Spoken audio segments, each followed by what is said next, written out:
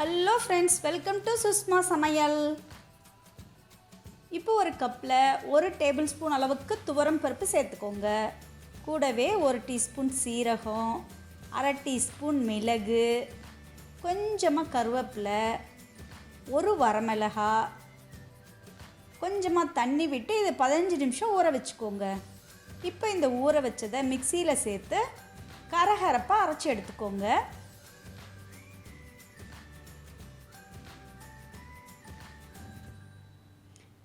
இப்போ ஒரு பாத்திரத்தில் எலுமிச்சை அளவுக்கு புளியை நல்லா கரைச்சி வடிகட்டி எடுத்துக்கோங்க. இது கூட விருப்பம் இருந்தால் ஒரு தக்காளி பழம் சேர்த்துக்கோங்க. இப்போ ஒரு கடாயில் நம்ம கரைச்சி வச்ச புளி தண்ணி கூடவே 2 கப் அளவுக்கு தண்ணி சேர்த்துக்கோங்க.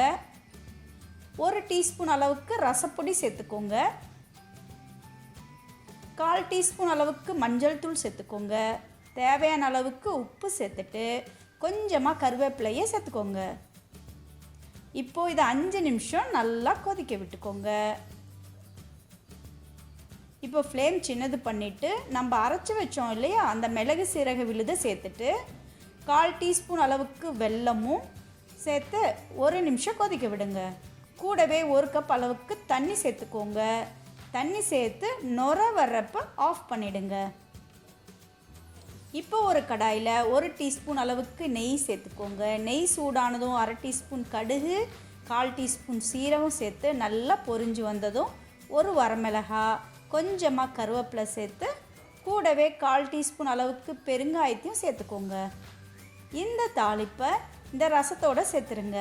இந்த அருமையான சீரக மிளகு ரசத்தை சுட சுட சாதத்தோடு சேர்த்து சாப்பிட்டிங்கன்னா சும்மா சூப்பராக இருக்குங்க.